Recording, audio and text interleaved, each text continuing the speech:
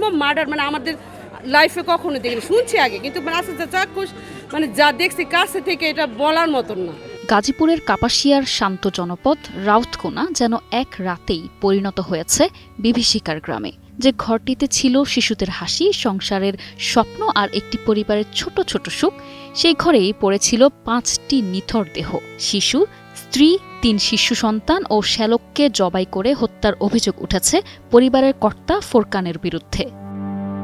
উন্নত প্রযুক্তি এবং অভিজ্ঞ চিকিৎসক দলের নিরলস প্রচেষ্টায় আমরা আছি আপনার পাশে। ডেল্টা হাসপাতাল। শুক্রবার গভীর রাতের এই ভয়াবহ হত্যাকাণ্ডে স্তব্ধ পুরো এলাকা।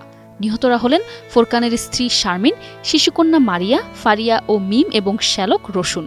প্রতিবেশীরা বলছেন, এমন নির্মম দৃশ্য তারা জীবনে কখনো দেখেননি। ঘরের ভেতরে রক্তাক্ত অবস্থায় পড়েছিল শিশুদের ছোট ছোট দেহ, যেন মুহূর্তেই শেষ হয়ে গেছে একটি পরিবারের সব স্বপ্ন। স্থানীয়দের ভাষ্য, রাতে বাইরে থেকে সবকিছু স্বাভাবিকই মনে হচ্ছিল। কেউ কল্পনাও করতে পারেননি একটি ঘরের ভেতরে এত বড় ট্র্যাজেডি ঘটেছে। ভোরের আলো ফোটার আগেই নিহতদের স্বজনদের মোবাইল ফোনে কল করে হত্যার খবর দেয় অভিযুক্ত ফোরকান।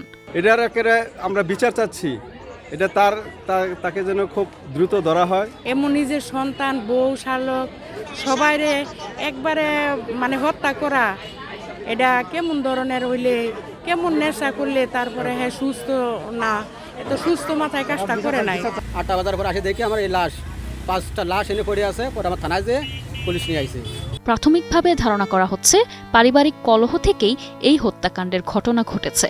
স্ত্রী, সন্তান ও শ্যালককে হত্যার পর অভিযুক্ত ফোরকান পালিয়ে যায়। আজ সকাল আনুমানিক 8টার দিকে আমরা একটি সংবাদ পাই যে কাপাসিয়া থানাধীন সদর ইউনিয়নে একটি ভাড়াটিয়া বাসায়, এই বাসায় রক্তাক্ত মরদেহ রয়েছে 5টি, এরকম একটি সংবাদ আমরা পাই। এবং ঘটনার সংবাদ পাওয়া মাত্রই আমরা জেলা পুলিশের ঊর্ধ্বতন কর্মকর্তাগণ এবং আমাদের সম্মানিত পুলিশ সুপার স্যারের সাথে পরামর্শ করে তার দিক নির্দেশনায় আমরা ঘটনাস্থলে এসে কাজ শুরু করি দ্রুত।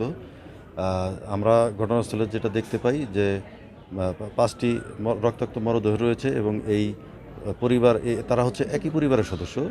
এই একই পরিবারের সদস্য, এই সদস্যের যিনি এই বাড়ির যিনি গৃহকর্তা, তার নাম হচ্ছে ফোরকান। তিনি একজন পেশায় একজন গাড়ি চালক, তার বাড়ি গোপালগঞ্জ জেলায়। তিনি এইখানে তার 3 সন্তান এবং স্ত্রীকে নিয়ে ভাড়া বাসায় বসবাস করতেন। ঘটনার পর থেকেই এই ফোরকান পলাতক রয়েছে। ভিতরে ঢুকেছিলাম, 3টা মেয়ে বাচ্চা, একটা বাচ্চা তো খুবই ছোট, আমার বাচ্চার মতো বয়স। এটা মানে দেখে সহ্য করার মতো না, এরকম করে মেরেছে। একটি কালো রাত, একটি ঘর আর কয়েকটি নির্মম আঘাত, এভাবেই শেষ হয়ে গেল 5টি প্রাণ। শেষ হয়ে গেল একটি পরিবারের সমস্ত গল্প। নিশা আলম, ডেস্ক রিপোর্ট, 21 টেলিভিশন।